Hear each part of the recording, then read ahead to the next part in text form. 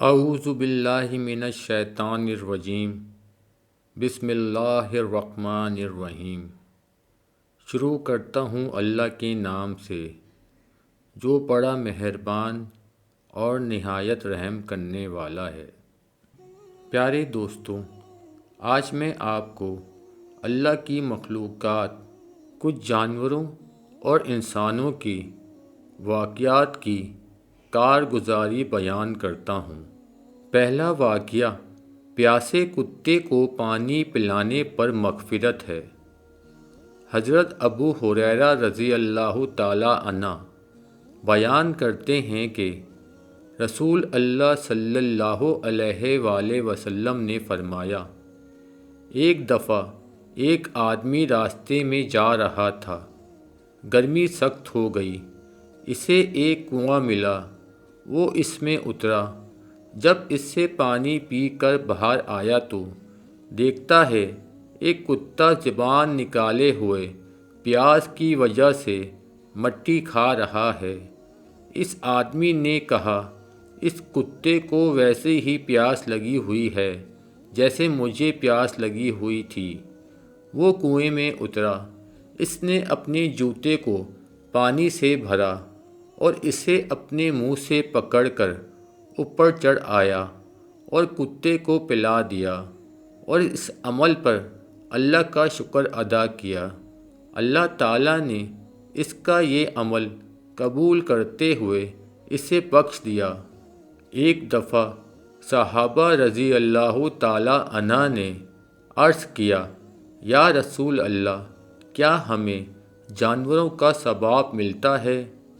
آپ صلی اللہ علیہ وآلہ وسلم نے فرمایا، ہر جاندار کا ثواب ملتا ہے۔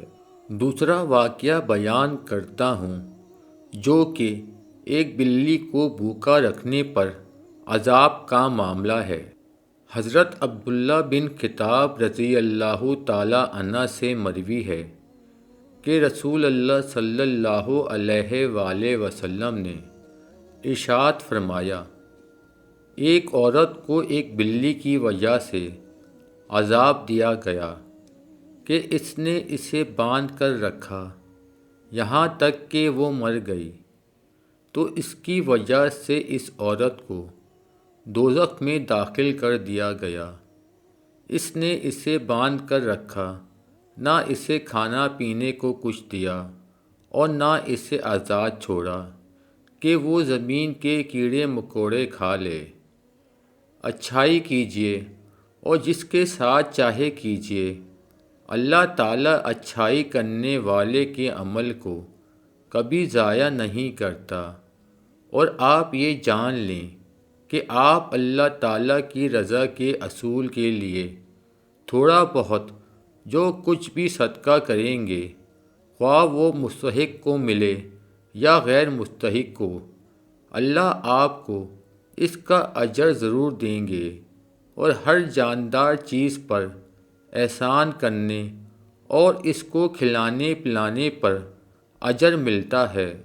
آپ خیر کے کسی بھی چیز کو معمولی نہ سمجھیں، اس لیے کہ بسا اوقات بھوکے پیٹ میں ایک لقمہ یا پیاسے کے منہ میں ایک گھونٹ اس کی پیاس بجھا دیتا ہے، اور آپ کو اس سے کوئی بھی مشقت نہیں ہوتی، نہ اس سے آپ کے کھانے پینے کے سامان میں کوئی کمی آتی ہے، اور آپ اس نیکی کو کچھ سمجھتے بھی نہیں ہیں، لیکن وہ اللہ جل شان کے ہاں بہت بڑا اجر رکھتی ہے۔ اس کی وجہ سے آپ سے مصیبت و مبتلا دور ہو جاتی ہے، اور وہ نیکی آپ کو برے خاتمے سے بچا لیتی ہے۔ آپ کی دوزخ کے درمیان ایک حجاب پردہ بن جاتی ہے۔ بہترین صدقہ ہے جو مالداری کے حالت میں ہو۔ اللہ تعالیٰ آپ کے صدقے کیے جانے والے روٹی کے ایک ٹکڑے کو بڑھاتے رہتے ہیں یہاں تک کہ وہ احد پہاڑ سے بڑا بن جاتا ہے۔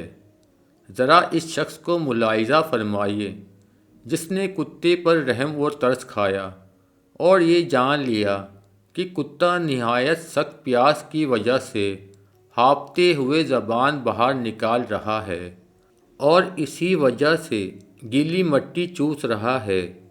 چنانچہ وہ فوراً کنویں میں اترا، اپنے چمڑے کا موزہ پانی سے بھرا اور اس کتے کو پانی پلا دیا جو کنویں میں اتر نہیں سکتا تھا اور پانی تک پہنچ نہیں سکتا تھا۔ دیکھیے اللہ تعالیٰ نے اس کی اس نیکی پر کیسا اجر عطا فرمایا، اور اس کتے پر رحم کھانے اور اسے موت اور پیاس سے بچانے پر اس کے گناہ معاف فرما کر اسے دوزخ کی آگ سے بچا لیا۔ صحابہ اکرام رضی اللہ تعالی عنہ کو اس واقعے سے تعجب ہوا اور انہوں نے چوپاہوں کے ساتھ احسان و حسن سلوک کا حکم دریافت کیا، اور یہ دریافت کیا کہ اس پر بھی اجر ملتا ہے۔ تو نبی رحمت، امت پر شفیق و مہربان رسول اللہ صلی اللہ علیہ وآلہ وسلم نے انہیں یہ بتلا دیا کہ انہیں ہر ذی روح کے ساتھ حسن سلوک کرنے پر اجر و ثواب ملتا ہے، جیسا کہ اگر ان کے ساتھ ظلم و زیادتی کی جائے اور ان کا حق ادا نہ کیا جائے تو اس پر گناہ اور عذاب بھی بہت سخت ہوتا ہے۔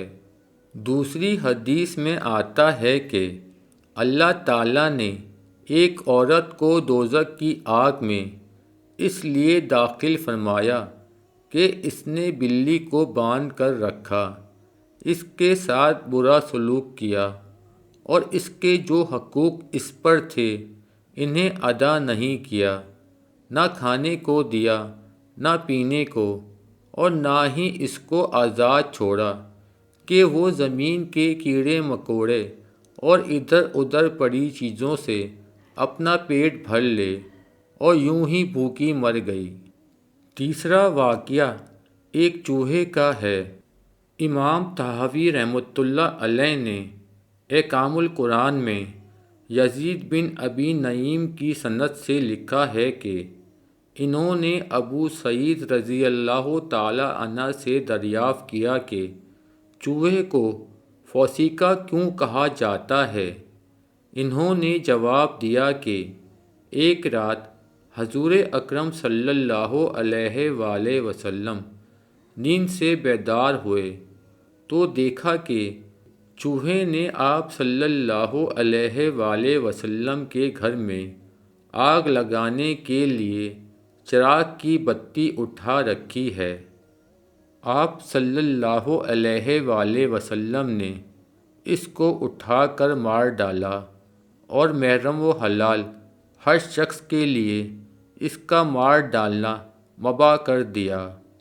سنن ابی داؤد رحمۃ اللہ علیہ میں حضرت ابن عباس رضی اللہ تعالی عنہ سے مروی ہے کہ ایک مرتبہ چوہے نے آ کر چراغ کی بتی اپنے منہ میں لے لی، اس کو لے جا کر حضور اکرم صلی اللہ علیہ وآلہ وسلم کے سامنے مصلی پر جس پر آپ تشریف فرما تھے ڈال دیا، جس کی وجہ سے مصلی کا وہ حصہ جس پر آپ صلی اللہ علیہ وآلہ وسلم سجدہ کیا کرتے تھے بقدر ایک دھرم جل گیا۔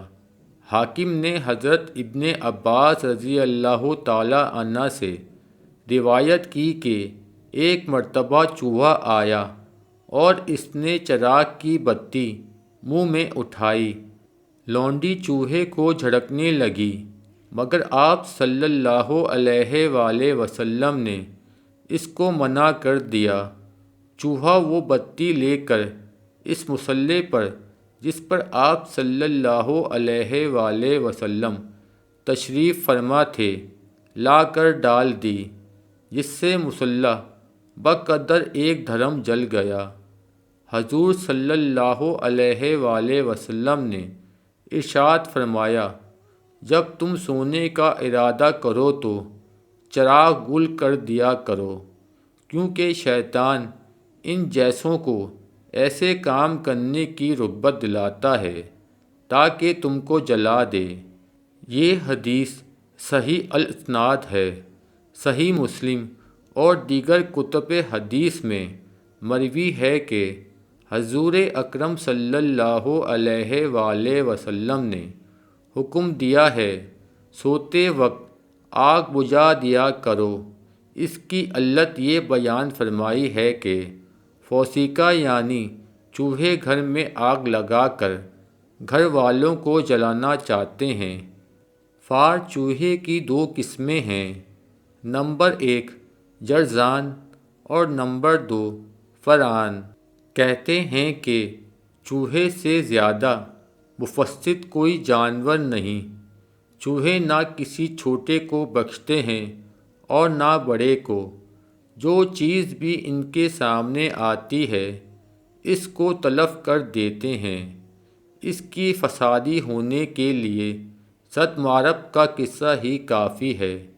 اس کی حالیہ سازی کا یہ عالم ہے کہ جب یہ کسی ایسی تیل کی بوتل یا برتن کے پاس آتا ہے جس میں اس کی منہ کی رسائی نہیں ہوتی تو اس میں اپنی دم ڈال کر تیل میں تر کر لیتا ہے اور پھر اس کو چوس لیتا ہے اور اس طرح یہ تمام تیل ختم کر دیتا ہے۔